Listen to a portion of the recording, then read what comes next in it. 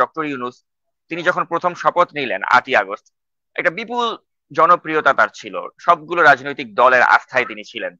তো এখন দেখা যাচ্ছে 9 মাস না পেরোতেই তার মানে তার যে জনপ্রিয়তা সেটা একটা তলানিতে চলে এসেছে। এবং তিনি এখন একটা মিথ্যাচারের উপর বেস করে ক্ষমতায় টিকে থাকতে চাচ্ছেন। তিনি স্পষ্ট একটা মিথ্যাচার করেছেন যে একটি মাত্র রাজনৈতিক দল ছাড়া বাকিরা নাকি ডিসেম্বরে নির্বাচন চায় না। তো তিনি বিএনপিকে ইঙ্গিত করে এটা বলেছেন। অথচ আমরা জানি যে আপনিও জানেন যে 52টির মতো রাজনৈতিক দল তারা ডিসেম্বরে নির্বাচন চায়। তো এই যে একটা নির্জলা মিথ্যাচার তিনি করলেন, এবং তিনি যে একটা মানুষের যে আস্থা বা অনাস্থার মাঝামাঝি চলে গেলেন, তাকে নিয়ে যে একটা সন্দেহ দানা বেঁধেছে যে তিনি কি দীর্ঘমেয়াদে ক্ষমতায় থাকতে যাচ্ছেন কিনা। তো এই যে একটা জনপ্রিয় ব্যক্তিত্ব হঠাৎ করে যে অনেকের কাছে অজনপ্রিয় হয়ে যাচ্ছে, এই বিষয়টাকে আপনি কিভাবে ব্যাখ্যা করবেন? ধন্যবাদ নাজমুস সাকিব, আপনাকে এবং আপনার মাধ্যমে নাগরিক টেলিভিশনে যারা আজকে আমাদের এই আলোচনাটি শুনছেন সকলকেই জানাচ্ছি আমার পক্ষ থেকে ধন্যবাদ এবং শুভেচ্ছা। আসলে আপনার প্রশ্নর আগে আপনি একটা ব্যাখ্যাও দিয়েছেন জামায়াত ইসলামের ব্যাপারে, হয়তো আমি এই ব্যাপারে বলবো না, আপনার প্রশ্নতে চলে যাই, তারপরে প্রাসঙ্গিক ভাবে যদি আসে তাহলে আমি বলার সুযোগ পেলে বলবো। আহ, মূল বিষয়টি হচ্ছে আজকে আস্থা এবং অনাস্থার যে সংকট তৈরি হয়েছে এবং যার মূল নায়ক হিসেবে রয়েছে আবর্তিত হয়েছে ডক্টর ইউনূস। খুবই স্বাভাবিকভাবে, যেহেতু অন্তর্বর্তীকালীন সরকারের প্রধান ডক্টর মোহাম্মদ ইউনূস, এবং এখানে যত ধরনের ঘটনা অঘটন যাই ঘটবে না কেন সবকিছুর দায়ভার তার উপর আসবেই, খুবই স্বাভাবিক। এবং সেই দায়ভারটা উনি যদি মনে করেন যে এই দায়ভারটা আসাটাই স্বাভাবিক, তাহলে উনি স্বাভাবিক মানুষ। আর যদি উনি মনে করেন যে না, কোনো দায়ভার আমার আসতে পারবে না, আমি শুধুমাত্র ক্ষমতাটা গ্রহণ করব এবং ক্ষমতার স্বাদ নিব, এবং সেখানে আমি আমার কিছু জিনিস চাপিয়ে দিব জাতির উপরে, এবং সর্বোপরি আমি যখন চাইবো তখন নির্বাচন করব, আমার আমার উপর ডিপেন্ড করবে আমি কখন কি চাই।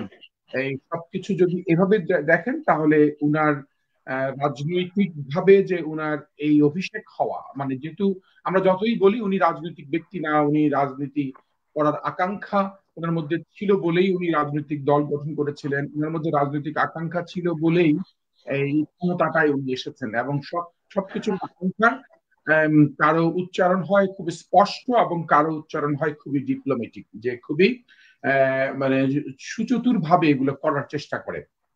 এখন ডক্টর মোহাম্মদ ইউনূসের ব্যাপারে প্রত্যেক পর্বেই কথা হয় এবং উনার ব্যাপারে এত বেশি বিষোদাগার করতে আমরা চাই না। এর আগের পর্বে আমি ব্যাখ্যা করেছি, যেহেতু চাই না, এজন্যই চাই না যে উনাকে আসলে টিকিয়ে রাখতে চাই আমরাই। কেন? কারণ আমাদের দেশের একজন সম্পদ হিসেবে টিকিয়ে রাখতে চাই, কিন্তু উনাকে যে কৌশলগুলো অবলম্বন করার প্রয়োজন মনে করি সেই কৌশলগুলো উনি এখনো অবলম্বন করছেন না বলেই সর্বশেষ যে উনি জাপানে সফরে গিয়েছিলেন এবং জাপান সফরে গিয়ে যে কথাটি বলেছেন সেই কথাটি আরো একটি বিভ্রান্তি ছড়িয়েছে সমাজের মধ্যে। কারণ সেই যদি উনি বলে থাকেন শুধু একটি দল নির্বাচন চায় আর বাকি কেউ চায় না, তার মানে এই এই বিষয়টি খুব স্পষ্ট ইঙ্গিত বিএনপির দিকে। এবং বিএনপি উনি আবার আবার ওনার সাথে বৈঠক হবে এখন, আবার উনি ডেকেছেন। যে এটি ডেকেছেন কেন? যে সমাধান পথে নাকি অন্য কোনো বা তার যে বিষয় যে ভুল বিষয়গুলো উনি প্রমাণ করতে চান যেটা আসলে ঠিক না। কিন্তু আসলে উনি তো সেখানে সাক্ষাৎ দিয়েছেন এবং এই সাক্ষাৎকারটা উনার দেশের ইন্টারনাল ইস্যু নির্বাচন সবকিছুকে বাদ দিয়ে উনি কিন্তু যে সম্ভাবনা উনাকে দিয়ে আমরা ভাবি, কারণ আমরা তো স্বপ্ন দেখি উনাকে নিয়ে অনেক বেশি। স্বপ্নটা কি কি দেখি আমরা? আমরা ভাবি উনি ক্ষমতায় আসলে উনার যেহেতু সবচেয়ে বেশি যোগসূত্রিতা রয়েছে সারা পৃথিবীর সকল শ্রেণীর সাথে, উনি বুঝি আমাদের দেশে প্রচুর বিনিয়োগ আনতে পারবেন, ইনভেস্টমেন্ট বাড়বে। বড় বড় সিইও কিংবা বড় বড় যারা ব্যবসায়ী প্রতিষ্ঠানের মালিক তারা হয়তো আমাদের দেশের প্রতি ওনার আকর্ষণ বাড়াবে। এটা হচ্ছে একটা ভাবনা মানুষের মধ্যে। আর কি কি ভাবনা?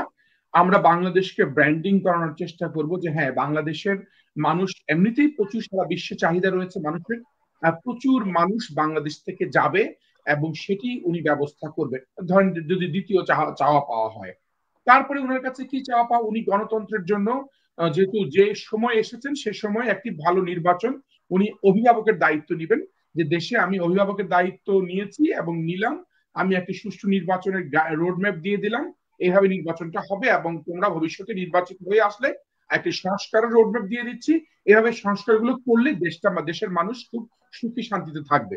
তার ফলে মানে তিন চারটা স্বপ্ন মানুষ নর্মালি দেখে যে উনাকে দিয়ে, এই 3-4টা স্বপ্ন পূরণ করতে পারলি, এবং এই উনাকে নিয়ে যে স্বপ্নগুলো মানুষ দেখে এইটুকু বোঝার জ্ঞান অভিজ্ঞতা বা ওনার লোকবল যা আছে তারা নিশ্চয়ই সবাই জানে যে উনাকে নিয়ে কি কি স্বপ্ন দেখে। ধরেন আমরা কি স্বপ্ন দেখি, আমরা নাজমুস সাকিবের কাছ থেকে এই স্বপ্ন দেখি যে নাজমুস সাকিব একটা অনুসন্ধানী সাংবাদিকতা করে বাংলাদেশে, এবং এবং বিশ্বের খুব উন্নত একটি দেশে থেকে উনি বাংলাদেশকে কিভাবে এই রাহু মুক্ত করা যায়, ফ্যাসিস্ট মুক্ত করা যায় সেই ব্যাপারে অনেক ইনফরমেশন দিবে, এবং সেই ইনফরমেশন গুলো মানুষ নিবে, মানুষ জানতে পারবে যে আসলে কি হচ্ছে, কোথায় ষড়যন্ত্র হচ্ছে, এবং সেই ষড়যন্ত্র থেকে মানুষ যাতে উত্তরণের উপায় খুঁজে বের করবে। ধরেন একদম একটা যদি আমরা পয়েন্ট আউট করি যে হ্যাঁ আমরা নাজমুস সাকিবের কাছ থেকে একটা চাই, এটা নিশ্চয়ই নাজমুস সাকিব নিজেও বুঝতে পারে যে হ্যাঁ আমার কাছ থেকে মানুষের এই প্রত্যাশা রয়েছে, আমার কাছ থেকে মানুষের কি প্রত্যাশা থাকে। আমি একজন মাঠ কর্মী, গ্রাম কর্মী, আমি যাতে গ্রামে গিয়ে রাজনীতিটা করি। এখন গ্রামে গিয়ে আমি যদি রাজনীতি নাও করি তাহলে গ্রামের রাজনীতিটা কিভাবে স্বচ্ছ পরিচ্ছন্ন এবং প্রপার পলিটিক্যাল প্র্যাকটিস তৈরি হয় সেটা করার জন্য যাতে আমি একটি গ্রাম বাংলাদেশের এই 64টা জেলার মধ্যে যে কোনো একটি গ্রামকে বাছাই করে যদি একটা মডেল তৈরি করতে পারি তাহলে সেটা আমার স্বপ্ন পূরণ হবে, এবং যারা আমাকে নিয়ে ভাবে সেটা পূরণ হবে। ঠিক তেমনি ভাবে ডক্টর ইউনূসকে নিয়ে ভাবনা সবগুলি পূরণ হচ্ছে না আমাদের একটাও। কেন পূরণ হচ্ছে না? ধরেন বিনিয়োগের নামে যে বিষয়গুলো একটা নাটকীয়তা মঞ্চস্থ করা হয়েছে সেটি মানুষ এখন স্পষ্ট বুঝেছে যে আসলে এই সরকারের আমলে কোনো বিনিয়োগ হবে না। অন্তর্বর্তীকালীন সরকারকে বিশ্বে যারা বিনিয়োগ যারা করে তারা এভাবে বিশ্বাস করতে পারে না। বিনিয়োগের সাথে সম্পৃক্ততা রয়েছে দেশের শাসন ব্যবস্থা, দেশের শাসন ব্যবস্থার সাথে সম্পৃক্ত রয়েছে দেশের গণতন্ত্র, আইনের শাসন, দেশের মধ্যে বিনিয়োগের পরিবেশ, দেশের মধ্যে মানুষের মধ্যে স্থিতিশীলতা, মানুষের কাজের কর্মপরিবেশ, সব মিলিয়ে যেটি দেওয়ার দরকার সেটি এই ইন্টেরিয়াম গভর্নমেন্টের পক্ষে দেওয়া সম্ভব হয় না কিংবা হবেও। যে কারণে বিনিয়োগের বিষয়ে উনি তাহলে মানুষের মুখ থুবড়ে গেছে যে মানুষ উনাকে দ্বারা হবে না। তাহলে উনি আন্তর্জাতিক পরিমণ্ডলে বাংলাদেশকে ব্র্যান্ডিং, এবং সর্বোপরি উনার মাধ্যমে কিন্তু চায় যে এই যে ফ্যাসিস্ট সরকার যে অপরাধগুলো করে গেছে সেই অপরাধগুলো যাতে এই অপরাধগুলো আর পুনরাবৃত্তি না হয় এদেশে, সেটার জন্য উনি কি কি কৌশল দিচ্ছেন, কি কি সাজেশন দিচ্ছেন মানুষের কাছে যে আসলে এটি করলে আর কোনো ফ্যাসিস্ট জন্ম নিবে না, এবং যারা নিয়েছে তাদের যে বিচার ব্যবস্থা সেগুলো করা হচ্ছে, এবং সেটি কিভাবে করা হচ্ছে সেটি একটি মানে সোজা কথা। ডক্টর ইউনূসের কাছ থেকে আমি ব্যক্তিগতভাবেই সবচেয়ে বেশি দুঃখ পেয়েছি যে উনি প্রত্যাশার জায়গাটা স্পষ্টই করতে পারে নাই, এবং কেন জানি মনে হয় উনি মানুষের প্রত্যাশার জায়গাগুলো অ্যাড্রেসই করতে পারছে না। উনি একজন উন্নয়ন কর্মী থেকে শুরু করে শিক্ষকতা থেকে একজন আন্তর্জাতিক মানের একজন ব্যক্তি হওয়া সত্ত্বেও উনি যেটি করেছেন সর্বশেষ এসে উনি পলিটিক্যাল পার্টিদের মধ্যে একটি বিভাজন সৃষ্টির একমাত্র ব্যক্তি হয়ে দাঁড়িয়েছেন। কারণ উনি পলিটিক্যাল পার্টিগুলোর মধ্যে যে বিভাজন, আজকে দেখেন এই ফ্যাসিস্টদের উত্থান যদি আবারও আমরা দেখতে চাই আমাদের বিভাজনগুলো ডে বাই ডে আরো প্রকট আকার ধারণ করবে। কারণ এই প্রকটতা সৃষ্টি এই নিরসনের জন্য উনার যে ভূমিকা, কারণ উনি শুধু একটা জায়গায় উনি সেন্ট্রাল পয়েন্ট উনি ওনার মনোনিবেশ করেছেন, সেটা হচ্ছে কি একটি দল এই এই ছেলেদেরকে এনসিপিদেরকে যারা ছাত্ররা মিলে যেটা করেছে সেই জায়গায়, যে কারণে এই পক্ষপাতিত্ব একটি আচরণটা উনাকে অনাস্থার জায়গায় নিয়ে গেছে। যদি বলি প্রথম কারণ, এই অনাস্থার জায়গায় নিয়ে যাওয়ার প্রথম কারণ হচ্ছে উনি অভিভাবক আর হতে পারেন নাই। উনি ভাবতে পারতো বিএনপি আমার দল, জামাতও আমাদের দল, কিংবা অন্যান্য বাম ডান যারা আছে সবগুলো আমরা মিলেই বাংলাদেশটা গড়বো, এই জায়গাটা যদি উনি থাকতো একটা জায়গায় পয়েন্টে তাহলে এই সমস্যাটা হতো না। তারপরে দ্বিতীয় যেটি উনি অনাস্থার কাজগুলো যিনি করে গেছেন, যিনি সেটা হচ্ছে ধরেন কাউকে হঠাৎ করে ধরেন মাস্টার মাইন্ড হিসেবে করে একটা একটা গ্রুপকে উনি পুরো জুলাই বিপ্লবটাকে কলঙ্কিত করার যে চেষ্টা করা হচ্ছে সেটা হচ্ছে জুলাই বিপ্লবটাকে যে একটা সামগ্রিক সমগ্র জনগণের একটা বিপ্লব, সেই সমগ্র জনগণের বিপ্লব না করে অনেকটা আওয়ামী লীগের মতো কায়দা করেই, আওয়ামী লীগ যেমন ওই শেখ মুজিবুর রহমানকে জাতির জনক এবং শেখ মুজিবুর রহমানকে মুক্তিযুদ্ধের মাস্টার মাইন্ড করেছেন, ঠিক তদ্রুপ আওয়ামী লীগের মতন করেই উনি এক দুইজনকে মাস্টার মাইন্ড করে ফেলেছেন আওয়ামী লীগের মতো করে। আসলে শেখ মুজিবুর রহমান যুদ্ধের ঘোষণাও দেন নাই, আপনারা জানেন, যুদ্ধও করেন নাই, উনি যুদ্ধের সময় ছিলেন না। এখন আমরা ওনাকে মাস্টার মাইন্ড হিসেবে একটা প্রচার করে কিন্তু হয়ে গেছে। এমনও হতে পারে ডক্টর ইউনূস সাহেবের কারণেই কিন্তু একটা ভুল ইতিহাস পৃথিবীতে তৈরি হয়ে যাবে, যে আগামী দিনে হয়তো বাচ্চারা পড়বে যে এই জুলাই বিপ্লবের মাস্টার মাইন্ড অমুক অমুক অমুক এই 2-4 জন ব্যক্তি, যেটা ডাহা মিথ্যা কথা। আমরা ইতিহাসের এই সময়ের সাক্ষী। এই সময়ের সাক্ষীতে আমরা দেখেছি যে কেউ কোনো এটা এই যে বিপ্লবটা হয় নাই, ফলে এই জিনিসটা জন্ম দিয়ে গেছেন উনি, এবং এই জন্ম যে উনি দিয়ে গেছেন এটা কিন্তু ইতিহাস ওনাকে কখনো ক্ষমা করবে না। কারণ ইতিহাস ওনাকে ক্ষমা করতে পারে না, কারণ আমরা এতগুলো মানুষ, 18 কোটি মানুষ একটা বড় ইতিহাসের সাক্ষী, এবং সেই জায়গায় উনি আন্তর্জাতিক পরিসরে এসেও এই ধরনের ঘোষণা দিয়েছেন কে মাস্টার মাইন্ড, এবং সেটি দেশেও উনি একটা দলকে নিয়ে করছেন। তাহলে মানে আমরা বের করতে পারছি না। দ্বিতীয় সমস্যাটি হচ্ছে এইটা জুলাই বিপ্লবকে উনি কলঙ্কিত করা, পরোক্ষভাবে। প্রত্যক্ষভাবে তো আমরা অনেক কিছু দেখছি। আচ্ছা, সর্বোপরি উনি কখনোই কোনো মানে এত ডিবেটের জন্ম ওনার দেওয়ার দরকার কেন? মানে উনি যদি যখন দেখছেই যে আসলে একটি, যদি সত্যিকার অর্থ উনি বলেও থাকে যে একটি দল শুধু নির্বাচন চায়, এবং যদি সত্যি হয়ে থাকে, ধরে নিলাম সত্যি, একটি দল বনাম যদি 51টি দল হয়, তাহলে উনি নিশ্চয়ই বুঝতে পারে যে 51টি দলে কিন্তু 51 জন সংসদ সদস্য হওয়ার লোক নাই ধরেন। তা উনি তাহলে বুঝতেই পারছে তাহলে 249 জন লোক রয়েছে আরেকটা জায়গায়, আরেকটা দলে। তাহলে সর্ববৃহৎ একটি রাজনৈতিক দলকে যদি ইঙ্গিত করেন, তবে সর্ববৃহৎ পরিসর একটা সর্ববৃহৎ জনগোষ্ঠীকে উনি আলাদা করে ফেলেছেন। তাহলে কেন উনি এই সর্ববৃহৎ জনগোষ্ঠীকে উনি আলাদা করতে গেলেন এই কথাটি বলে? এই সর্ববৃহৎ জনগোষ্ঠীকে যদি আলাদা সত্যিকার উনি করেও থাকেন, তাহলে উনি কি এর একটা রিপ্লাই তৈরি করেছেন যে আসলে তো ওরা যদি চাচ্ছেই আমরা দেই না। আমি আমি আমি ঠিকই আমার, আমি যদি উনি যদি খুব ইগোইস্টিক, খুব ইগো মনে করেন যে না আমি একজন দেশের প্রধান উপদেষ্টা, আমি যেটা চাইবো, যেটা আমি আশা করব সেটা হবে না, সেটা কিভাবে হয়, সেটা যদি উনি ভাবেও, বা এ ধরনের একটা সমস্যা ওনার মধ্যে তৈরিও যদি হয়, তাহলে উনি চিন্তা করতে পারে যে ঠিক আছে, আমি দিলাম না তোমাদের কথাই ডিসেম্বর, আমি জানুয়ারিতে দিলাম।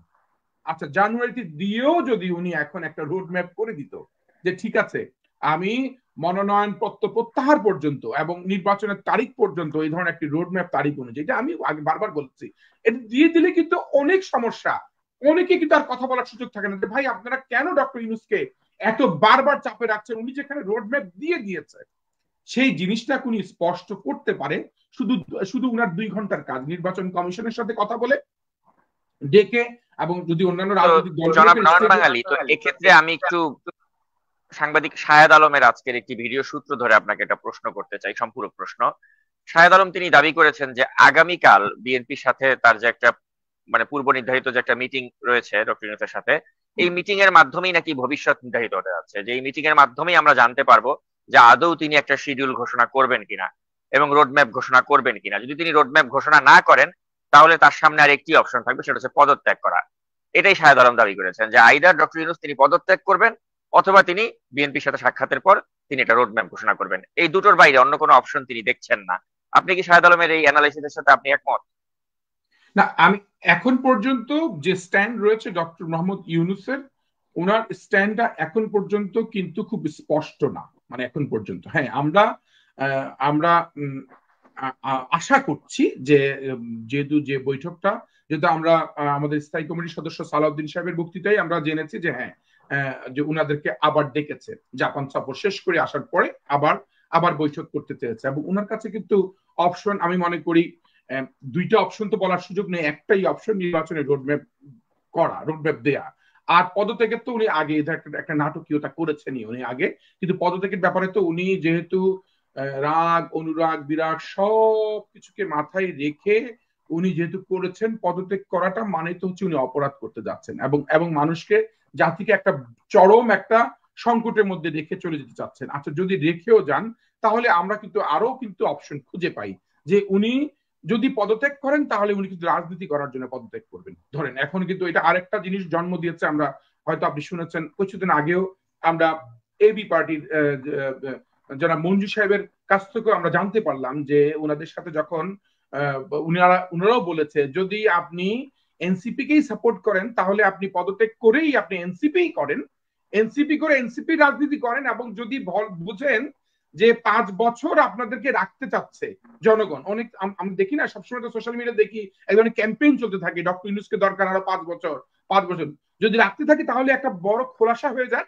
যে ঠিক আছে, উনি একটি রাজনৈতিক দল যেহেতু যেটা করতে পারে নাই, এখন যেটা সুতরাং করেছে সেই দলের দায়িত্ব নিয়ে উনি নির্বাচনে আসুক, নির্বাচনে এসে প্রতিদ্বন্দ্বিতা করে নির্বাচনের মাধ্যমে নির্বাচিত হোক। আচ্ছা, যদি এখানেও অপশন দিয়ে দিই, এখানে আরো একটি সাব অপশন হয়ে যাক হ্যাঁ আমরা তো ভাবতে পারি যে ওনার তো দল বেশি পাবে না, 5টা 7টা 6টাও পাই কিনা। যদি উনি পেয়েও যায়, সেখানে যেহেতু একটা জাতীয় সরকার গঠন করার জন্য সকল রাজনৈতিক দলেরও একটা স্বপ্ন আছে, ইচ্ছা আছে, ইচ্ছা ব্যক্ত করেছে, সেখানেও ডক্টর ইউনূসকে কাজে লাগানোর সুযোগ আছে। যে ঠিক আছে, ডক্টর ইউনূস যেহেতু ক্ষমতায় থাকতে চায়, দায়িত্ব নিয়ে চালাতে চায়, এবং জীবনের শেষ দিন পর্যন্ত উনি কোনো না কোনো ক্ষমতা নিয়ে যদি থাকতে চায়ও, তাহলে সেই সুযোগ উনাকে আবারও সেই জাতীয় সরকারের অবয়বে রেখেও উনাকে কিছু মন্ত্রণালয় দিয়ে, কিছু দায়িত্ব দিয়ে, এবং সর্বোচ্চ জায়গায় দায়িত্ব দিয়েও কিন্তু করার পরিকল্পনা।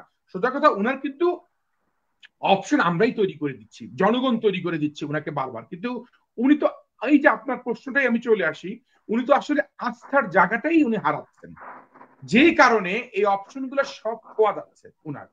আর উনার হাতে দেখা যাচ্ছে যে আর কোনো কাঠি থাকবে না। আমরা একসময় ছোটবেলায় আমরা দেখতাম যে আমাদের এখানে ওই সাবানের খেলা হতো রিং দিয়ে দিত। আপনি রিং এ আপনাকে দেখা যাচ্ছে আপনি 1 টাকা দিলে বা 50 পয়সা দিলে আপনি 10টা রিং পাবেন। সেই 10টা রিং পেয়ে আপনি যটা সাবানের উপরে দেবেন, আপনি যে কয়টা ধরতে পারেন। আপনার রিং যখন সব শেষ হয়ে যাবে, আপনি একটা ধরতে পারবেন না, তখন কিন্তু আপনার স্বপ্ন ভঙ্গ হয়ে যাচ্ছে। উনার হাতে কিন্তু অপশন 10টা রিং ছিল, যে দিয়ে উনি ইচ্ছা করলে এক এক এক এক করে অনেক কাজ করতে পারতো। উনার হাতে কিন্তু সব অপশন আস্তে আস্তে পাওয়া যাচ্ছে। কারণ কি? একটা কারণ, অনাস্থা। এবং এই অনাস্থাটা উনি নিজেই সৃষ্টি করেছেন।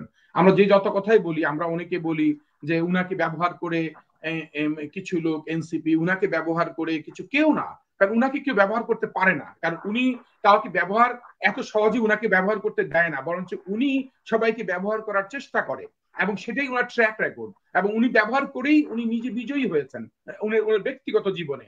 এবং উনি বাংলাদেশের সবাইকে ব্যবহার করার চেষ্টা চেষ্টা যদি করে থাকেন, এবং সেটা যদি পজিটিভলি না করেন, তাহলে কিন্তু উনি সব অপশন হারাচ্ছেন।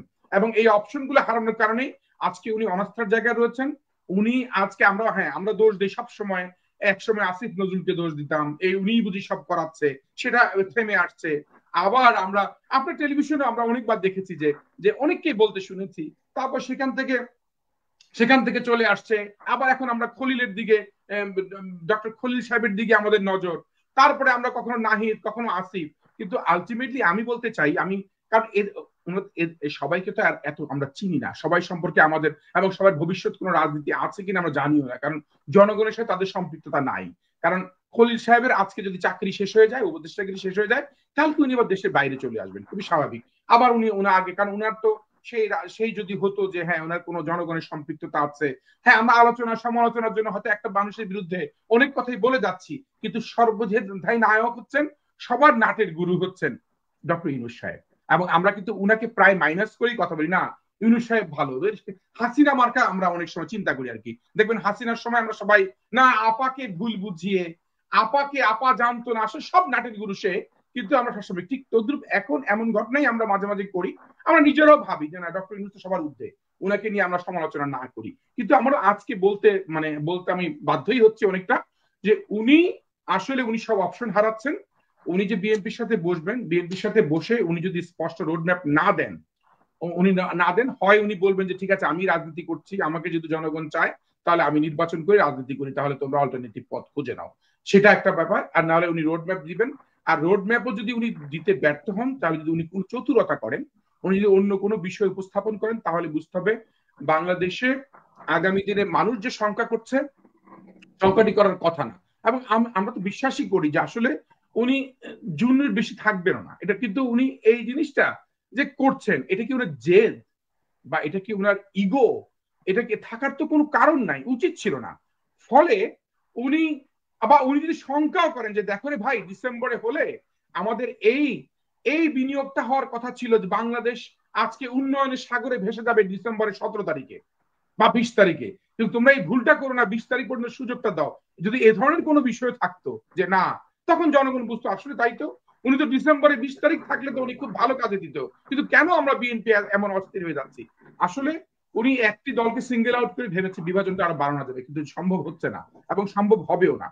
ফলে কি হয়েছে, একটা ষড়যন্ত্র তৈরি হচ্ছে, যে ষড়যন্ত্র আপনি উদ্ঘাটন করেছেন বা আপনার টিম উদ্ঘাটন করেছে। ধরেন একটি অংশ আজকে জামাতের যে দোহারের বৈঠক, ধরেন এটা একটা, ধরেন যদি এটি সত্যিকার অর্থে হয়ে থাকে এবং উনি যদি অস্বীকার করে থাকে তার ভুল, উনি অবশ্যই ভুল করেছেন বা অপরাধ করেছেন। কারণ বিদেশে যেতেই পারে একটা রাতের জন্য, দোহারে যাওয়া আসা বাংলাদেশে, এবং সেখানে জনগণ জানতে না পারা, কারণ উনি এমন না যে উনি যদি ভাবে যে আমাকে টেলিভিশনে দেখা যাচ্ছে প্রতিদিন, প্রতিদিন দেখাও যাবে। হ্যাঁ, সন্ধ্যার পরে চলে গিয়ে পরদিন সকালবেলা চলে আসলে প্রতিদিন তো দেখাই যাবে তাকে টেলিভিশনে। অতএব সেটি যদি বলে, এবং এইটা ধরনের, আমরা তো প্রায় জানি Jamaat Islam plan A, plan B, plan C, এই ধরনের সিস্টেমই তারা পলিটিক্স গুলো সবসময় করে থাকে, এবং তারা সবসময় একটা অল্টারনেটিভ অপরচুনিটি তারা বের করে রাখে, যে কারণে ওনারা কখনো বেগম খালেদা জিয়ার সাথে দেখা করে আসে। যদিও উনি অসুস্থ বাংলাদেশেও ছিলেন, অসুস্থ বাংলাদেশে দেখতে আসেন নাই, তো ওখানে চলে গেছেন যাতে ওইখানে গিয়ে আরো খোলামেলা কথা বলা যায়, বা আরো কিছু গোপনীয় কথাবার্তা বলার সুযোগ থাকে, দুইটার মধ্যে একটা। তারপরে ওনারা সেনাবাহিনীর প্রধানদের সাথে দেখা করে, তারপরে মানে ওনারা তো এই প্ল্যান গুলো চালিয়ে যাচ্ছেন। এই প্ল্যান গুলা যে চালাচ্ছেন, সে চালাচ্ছেন, এগুলো আমরা ষড়যন্ত্রের চোখে দেখি, তাহলে ওনারা সেই ষড়যন্ত্রটা উন্মোচন করবে যে না, এটা ষড়যন্ত্র না, এটা প্রগতির পথের কথা, এটা একটা পজিটিভ দৃষ্টিভঙ্গি দিয়ে কথা, সেটা বলতেই পারেন। এবং উনি এটাকে চুরি করার কিছু নাই, অস্বীকার করার কোনো কারণ নাই। উনি বলতেই পারেন, হ্যাঁ আমি গিয়েছি দোহারে, গিয়ে বসেছি, স্টেট ডিপার্টমেন্টের সাথে কথা বলেছি, এবং কথা বলাটা যৌক্তিক ছিল, প্রয়োজন ছিল, দেশের স্বার্থেই কথা বলেছি, এই কথাগুলো বলেছি, সেখানে তো কোনো সমস্যা। সেখানে কিন্তু আর আপনারও কোনো কথা বলার কোনো সুযোগ থাকে না যে না উনি তো স্বীকারই করেছেন, বলেছেন গিয়েছি। কিন্তু যতক্ষণ পর্যন্ত স্বীকার না করবেন এবং যতক্ষণ পর্যন্ত এই বিষয়গুলোকে ধামাচাপা দেওয়ার চেষ্টা করবেন, ততক্ষণ পর্যন্তই আমরা এবং আপনারা এবং সবাই আমরা ভাববো এটা একটি ষড়যন্ত্রের পার্ট। এবং সেই ষড়যন্ত্রের পার্টের সাথে তখন কিন্তু আমরা ভাববো যে সরকারের সম্পৃক্ততা কিনা, এবং সরকার যুক্ত যদি থাকে তাহলে সেটাও কিন্তু আমরা আবারও সে আঙ্গুলি উঠবে ডক্টর ইউনূস সাহেবের দিকেই। অর্থাৎ সব মিলিয়ে আমি মনে করি ডক্টর ইউনূস সাহেব আমাদের অভিভাবকের জায়গায় থাকার প্রয়োজন ছিল, এবং এখনো আছে, কিন্তু সেটি উনি হারাচ্ছেন অপশনগুলো, এবং উনি প্রতিনিয়ত আস্থার জায়গা থেকে অনাস্থার জায়গায় ধাবিত হচ্ছেন।